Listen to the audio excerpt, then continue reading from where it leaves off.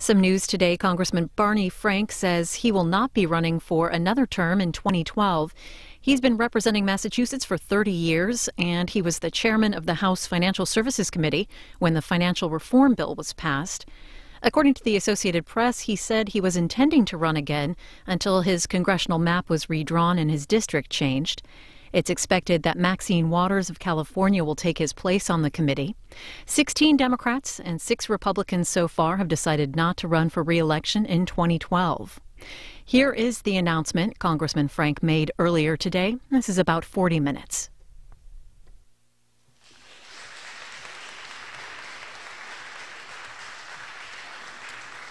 I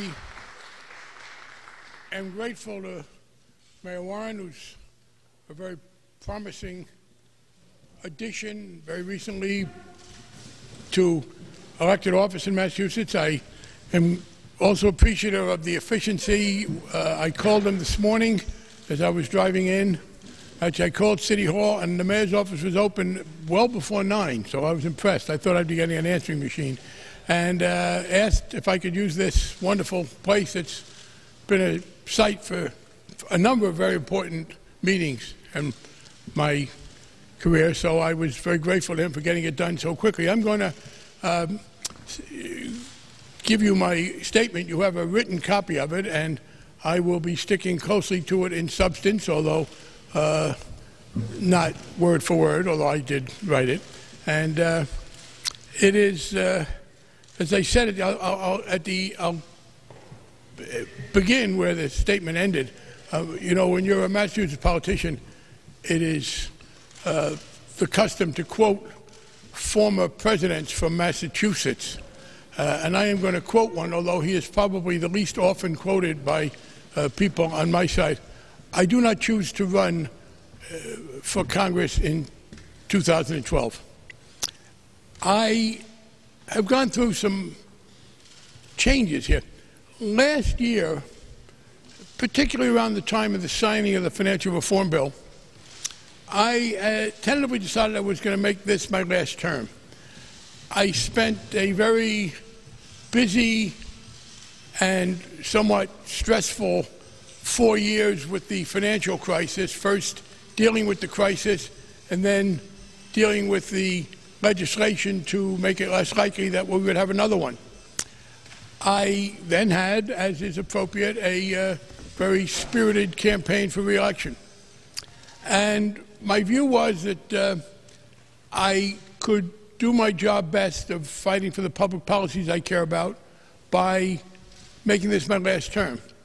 And then a funny thing happened on the way to retirement. A very conservative Republican majority took over the House. At that point, it seemed to me that some of the things I had fought hardest for could be in jeopardy. Financial reform, which I anticipated the conservative Republicans who are running the House would try to undermine. And additionally, I was afraid that given the need to do deficit reduction, this very conservative majority would seek to block any increase in taxation on the wealthiest people and would seek to protect the military from any spending cuts so that the necessary deficit reduction would fall disproportionately on Social Security, Medicare, and other programs that enhance the quality of our lives here at home. And I thought that if I were to announce in December that I was a lame duck, that would weaken my chances of having influence. Ordinarily, I would not have announced as early as I did, but we are doing redistricting, or did redistricting, and the legislative leadership and my colleagues all said, look, it's important for you to tell everybody, all of us, whether you plan to run or not. And so I gave my initial view. And I was planning to run again, and then the congressional redistricting came. And this decision was precipitated by congressional redistricting, not entirely caused by it. I've been ambivalent about running, not because I don't continue to think the job is important, but because there are other things I'd like to do in my life before my career is over. I was a fledgling academic. I think I have the longest uncompleted PhD thesis in Harvard history haunting me. And there are a lot of things I would like to do. Some people are able to write and also pursue an active life. I am easily distracted by I started writing the statement, the blank page, but I want to be au courant, the blank screen. I will take almost any excuse not to write. And I do want to write, and I want to write about some serious issues. And so I was torn. But then the new district came out, and there were two aspects of the new district that is that makes this the decision what I did. They both stem from the fact that the district is very substantially changed.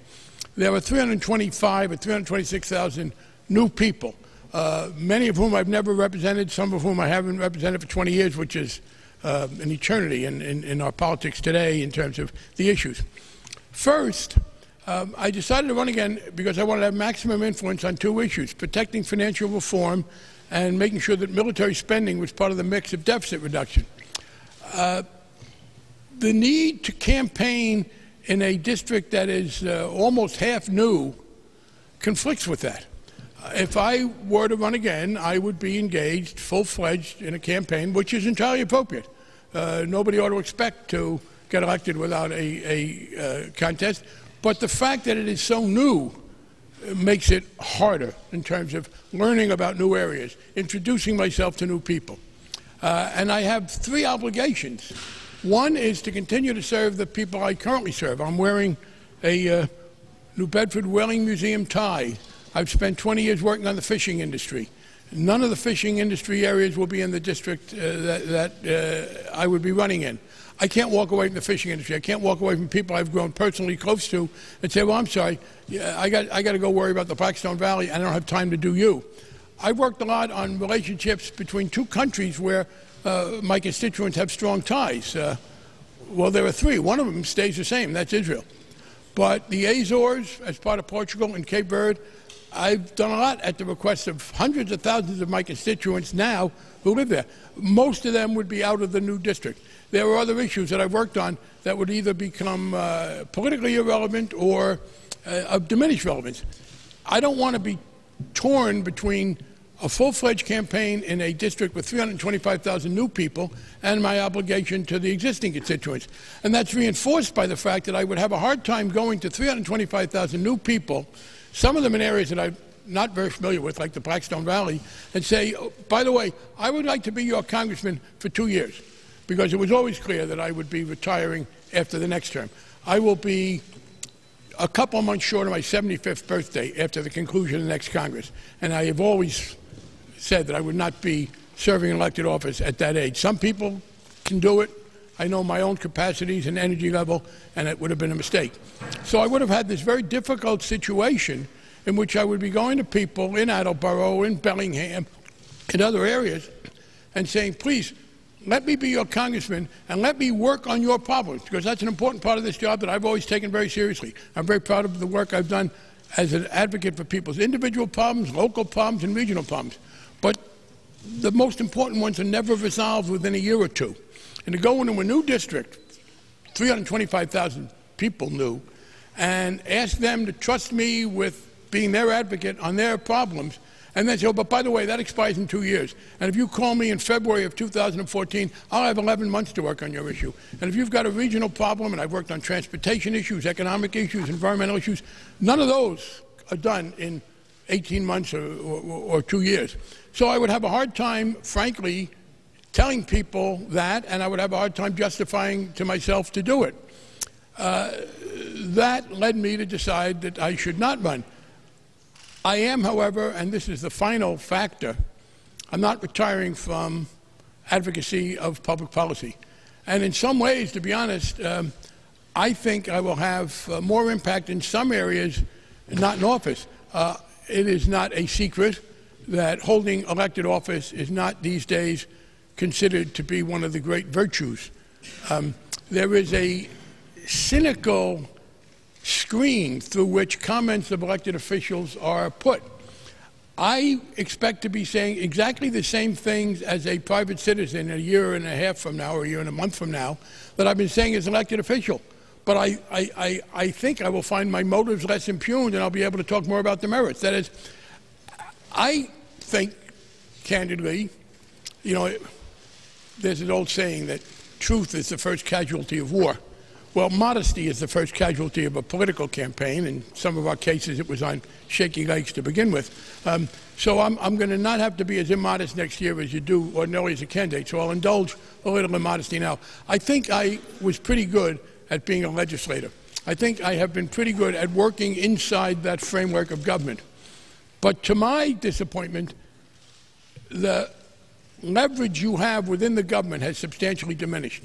The anger in the country, the currents of opinion are such so that the kind of inside work I have felt best at is not going to be as productive for the foreseeable future, and not until we make some changes. And so I finally believe that my ability to be an advocate on the kinds of issues I most care about will be as great outside as inside. Now, if I had never served in Congress, I think that might not have been the case. But I look forward to being able to help change the system. I think there are now too many constraints against doing what I would like to do, and I expect to join the broader debate to change that. With that, I will open this up to any questions or comments. Yeah.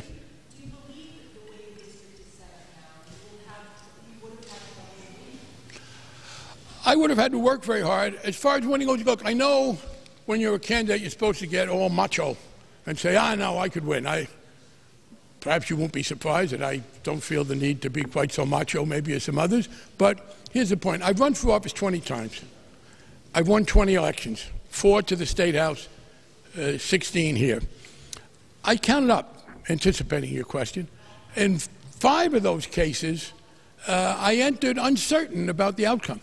In a couple of the cases, I was the underdog. In 1980, when I had moved from Boston, I won 2 very narrow races. It was a terrible year for a Democrat to run, 1980. In 1982, a large number of people thought I couldn't possibly win. I was one of them. In 1990, I entered with a lot of people saying I couldn't win. Last year, I had a number of people writing my political obituary. So the answer is, I think I would have won, but I do know this, and this is what's most relevant. It would have been a tough campaign. One, people are skeptical of incumbents everywhere. In some ways, if you are an incumbent who's representing people you haven't represented before, you get the worst of both worlds. You are tagged as an incumbent, but you haven't had a chance to show those people what your incumbency can mean in terms of being their advocate.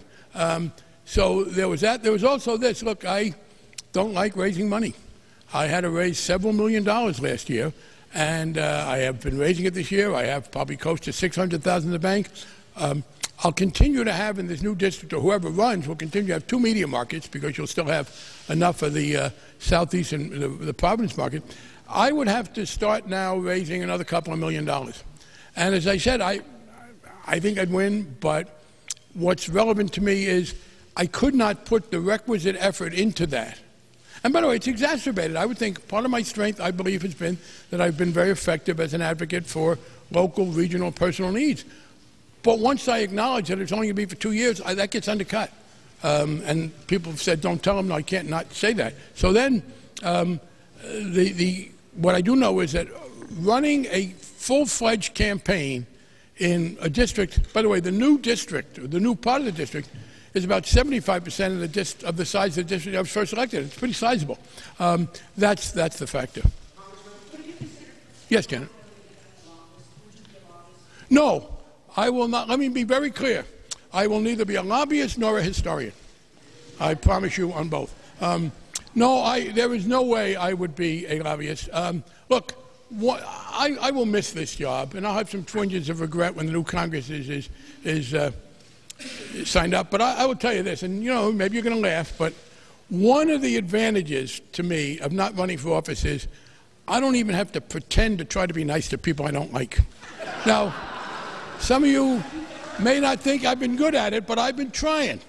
And the notion of being a lobbyist and having to go and try to be nice to people I don't like, it would be ridiculous. No, I will not in any way be a lobbyist. I do not intend to practice law, although I have a law degree. Although I might show up pro bono someday for a gay rights case. My intention would be to do some combination of writing, teaching, and lecturing.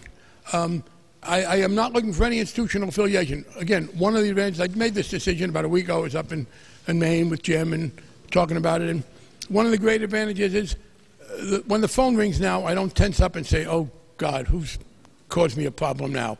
Who's screwed up and I got to deal with it? I do not plan to be responsible for anybody's actions other than my own and Jim's. Yes, I am. I did not think I had lived a good enough life to be rewarded by Newt Gingrich being the Republican nominee. It still is unlikely, but I have hopes. Let me say, for example, I intend to continue to be an advocate of public policy. I look forward to debating, to take one important example, the Defense of Marriage Act with Mr. Gingrich. I think he is an ideal opponent for us when we talk about just who it is threatening the sanctity of marriage. I think what it clearly is a repudiation of Mitt Romney. It is extraordinary the extent to which Mitt Romney, and I've been struck again by people talking about the degree of flip-flopping, of changing, the lack of a core has been very low. In fact, I've been surprised by that, because it's been my experience that when people say they don't like you if you flip-flop, they usually don't mind if you flip to them. If you notice, most criticisms are of people who flip away. But in Romney's case, it has been so constant. And I think there was a real question about the core of the man. So it is striking that so many Republicans seem opposed to him. And given the nature of the Republican primary electorate, which is a very conservative electorate, the primary electorate, I think it is possible that it wins. He would be, as a matter of fact, he obviously thinks so too, because his comment about immigration is clearly looking to the final election. So, but I have to say this, he would be the best thing that happened to the Democratic Party since Barry Goldwater. Yeah.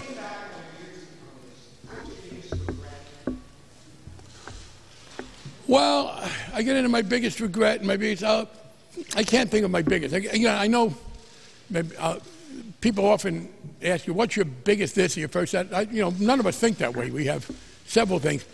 I will say I will acknowledge one error that's very relevant, and that is I voted against President Bush the first request to go into Iraq. And I did that because I was afraid he was going to do what his son did, which is to mess it up badly. I now believe that the very limited engagement in Iraq that had the sole purpose of expelling Saddam Hussein from Kuwait and not pursuing him into Iraq, that worked well. And I would have, if we were back again, I would have voted for that. I voted at one point for legislation that passed, I think, with only 1 or 2 dissenting votes, to put more restrictions on the Internal Revenue Service than I now think were appropriate. I think we suffer more from ineffective tax enforcement than from oppressive enforcement. Well, what about the... No, I don't have any regrets. Here's the story on the financial crisis. I was in the minority in the House from 1995 till 2006. I, along with many others, did not see the crisis coming. And until 2003, I thought Fannie Mae and Freddie Mac were doing well. I had virtually no impact on that because Tom DeLay was running the House of Representatives at that point. I did become, in 2004, concerned about subprime loans being given out promiscuously. And in 2004, when George Bush ordered Fannie Mae and Freddie Mac to increase the percentage of loans they bought from people below the median income, pushing it above 50%, I said, and was quoted in Bloomberg, that that was a mistake. Not good for the recipients of the loans, not good for Fannie Mae and Freddie Mac. In 2005, Mike Oxley, who was the Republican chairman of the committee, I was by then the senior Democrat, put through a bill to reform Fannie and Freddie. It passed the House. I voted for it in committee. I voted against it on the floor because of an unrelated provision attacking affordable housing. But the key point is that the bill passed the House. I was in the minority, so my vote had no real impact. It then was defeated in the Senate because the Republican Senate disagreed with the Republican House. Mr. Oxley said that George Bush had given him the one-finger salute, the raciest quotation ever in the Financial Times. So the bill died. That was at the end of 2006. At that point in 2005, I did try to get legislation passed to stop loans going to people who couldn't afford them, subprime loans to people who were too low income. That was blocked by Tom DeLay. He sent orders to Mike Oxley, we're not going to do that. That brings us to 2006.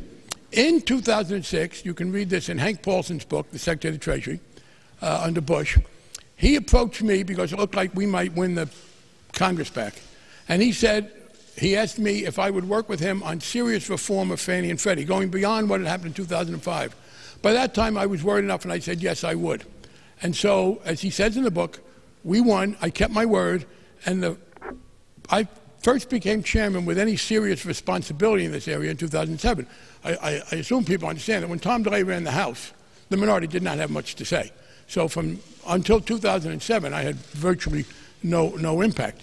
In 2007, I became chairman, and one of the first things we did was to pass legislation to further regulate Fannie Mae and Freddie Mac, giving the Secretary of the Treasury the powers he wanted. Not all of them, but a better bill. There was a group called FM Watch that was there to monitor Fannie Mae and Freddie Mac and rein them in. They announced that they were dissolving as a result of our bill passing. Later that year, in 2007, we passed a bill to block subprime loans. The Wall Street Journal attacked us, said it was a Sarbanes-Oxley for housing, that we didn't believe in the free market, and that subprime loans were very good things to helping poor people win. That didn't pass in the Senate. The Senate did pass the Fannie-Freddie regulation that we wanted.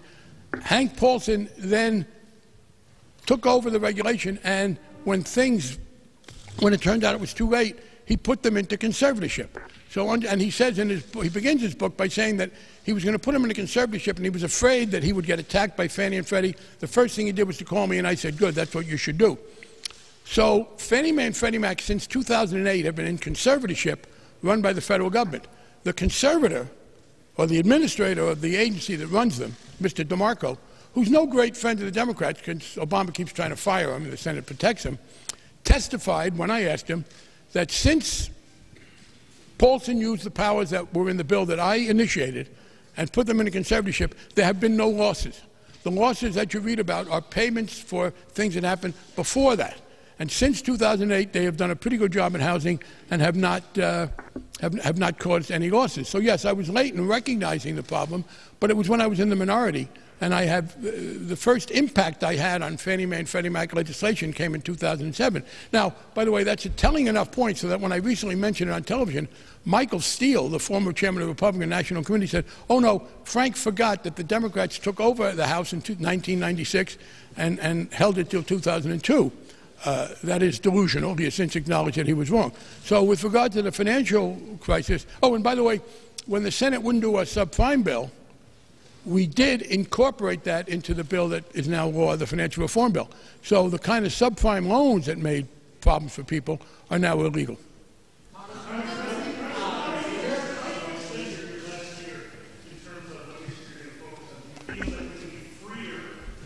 Yes, two issues. Well, as I said in my statement, there were two issues that I wanted to focus on, and ironically, they're the ones that made me decide to run again, because I thought if I was a lame duck, I wouldn't have as much impact. One is defending financial reform. For example, incredibly to me, the Republicans have held down funding for the Commodities Futures Trading Commission to the same amount in the next fiscal year as it has this year. They got the major increment of new powers because they are now regulating derivatives, swaps, the things that got AIG in trouble. The Republicans have refused to fund the agency that we gave the power to do derivatives to. They are trying to block the Independent Consumer Bureau. They are trying to cut back on one of the things I think is the most important reform, which is to say to people, if you lend money and you sell the loan, you have to hold on to 5% of that. You can't make loans and then sell them and not care whether they get repaid.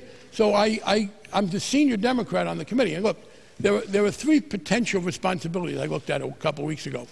Running for re-election in this substantially reconfigured district, servicing the current district, including a lot of people who are not going to be in the new one, and being the ranking member and trying to protect financial reform.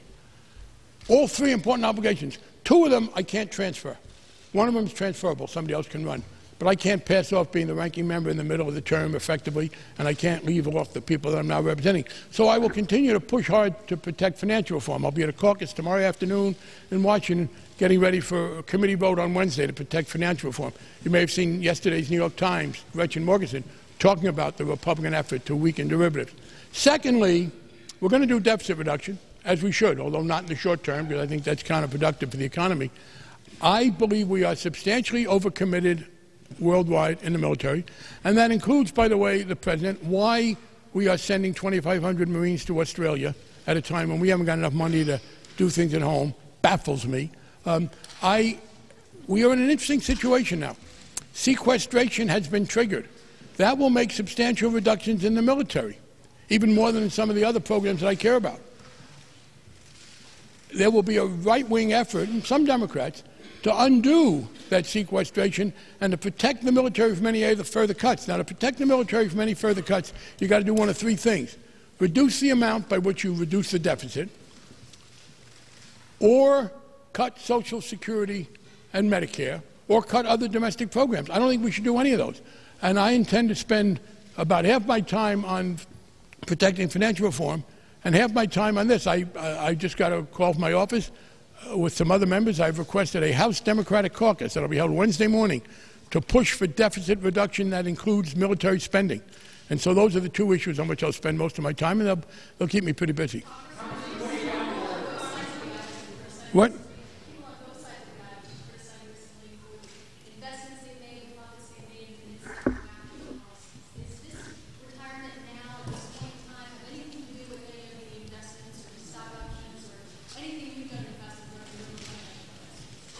What station you with? Oh. As we say, quelle surprise. No, the answer is absolutely not. Absolutely not. My investments are very clear-cut. In the first place, if you were interested, you could look at my financial report and you would see this. I have, for some time, put almost all of my investments into Massachusetts municipal bonds. They are double tax-free, and they pay a pretty steady 4%. But more importantly, I actively push for public policies which go against my interest, because I believe that the rating agencies overvalue the risk. I think SETI and other mayors have to pay more interest than is justified. Municipal bonds, full faith and credit, general obligation municipal bonds, never default. And all my investments are in there. So no, I'm sorry to have to disappoint you on your gotcha. I have made no such investments. All my investments, which are public, are in Massachusetts municipal bonds, and I would assume no one would accuse me of a conflict of interest in pushing for the fiscal stability of my state. That's where my investments go. Yes? Do you see your legacy as more as chair of financial services, what you did there, or more as sort of one of the leading liberals in Congress, one of the first openly gay members of Congress, all female? I will acknowledge that my judgment isn't always perfect in these situations, but I think I'm smart enough not to answer that question. I mean, people should leave their legacies to other people to describe. That's even worse than saying what you think of it. Yeah. Do you think that efforts to whittle back on Dodd-Frank will be successful, and what do you think the import is of that? Well, they've been successful in two areas where a veto power has worked. First, the absolute refusal of a sufficient number to block confirmation through a filibuster to confirm the head of the Consumer Bureau. The way the bill is written, the Consumer Bureau has the powers now that exist in the consumer area, but people have talked about the non-banks. And by the way, you know, if you hear the community banks complain, they got a right to complain. If only entities known as banks had made mortgage loans, we would not be in this trouble. It was the non-bank lenders that caused more of the problem. One of the things we did is to extend the powers of the Consumer Bureau to the non-banks, to the payday lenders, to the check cashers. But those powers don't become effective until a director is confirmed.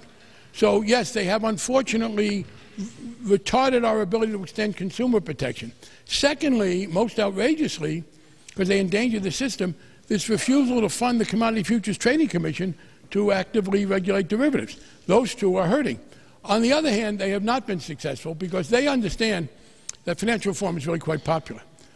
They have done frontal assaults on health care, And can I say at this point, I'm in Newton, and I got to say it, one of the great muggings in American history politically just took place.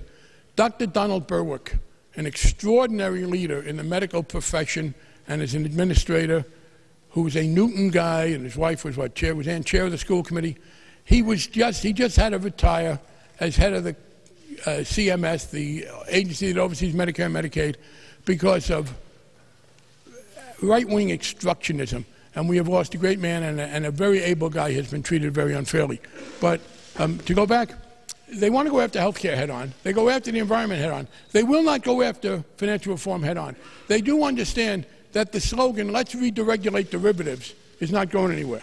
The Consumer Bureau is popular. Making people, outlawing subprime loans, which happened, by the way, let me repeat this. Subprime loans were outlawed in the legislation that I tried to pass in 2007 and that became law in 2010. No Republican during that time ever did anything to retard subprime loans being given to people who shouldn't get them. They are aware that a head-on assault won't work.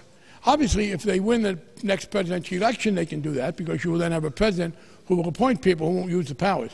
But unfortunately, by underfunding the Commodities Futures Trading Commission and by blocking the head of the CFPB, they have already had some impact. They're trying to go at it in side angles, and I'm fighting hard to prevent that from happening.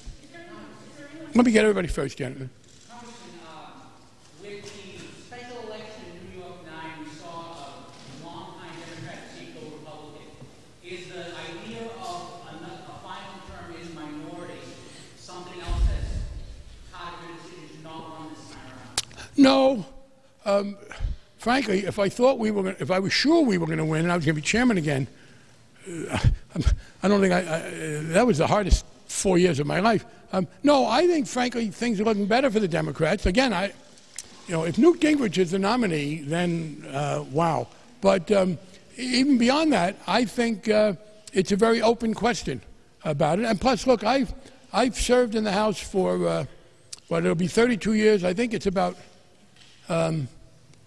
18 in the majority and 14 in the minority. The thing is different when you're in the minority. You're not making public policy, but you have an advocacy platform.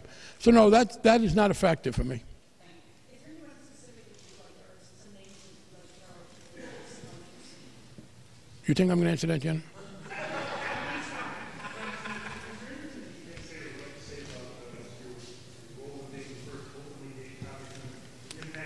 Well, let me make one correction. I appreciate the spirit, but my late colleague Gary Studs was the first openly gay congressman. Gary, I was the first one to volunteer it, and in fact, the 25th anniversary of my volunteering that will be next Memorial Day. But I believe it had an impact. I think it did. I mean, I am very moved when Christine Quinn, who's the Speaker of the New York City Council and a serious candidate to replace Mayor Bloomberg, tells audiences that Christine is in her 40s, that my example was helpful to her. Yeah, look, the best antidote to prejudice is reality, because prejudice is by definition based on ignorance of people's real condition. And I am proud that by my finally coming out, it was 47, it didn't happen in a clean sweep, but when I volunteered finally to come out in 1987, I do think it was helpful in that regard, and yes, I am proud of that, and I'm frankly proud legislatively. I will say one of the things that we were able to do in the lame duck Congress last year was the repeal of Don't Ask, Don't Tell, and I was able to play a major role on that. Speaker Pelosi, then Speaker Pelosi, really kind of put me in charge of that, and I have the gavel that was used when Don't Ask, Don't Tell was repealed hanging up.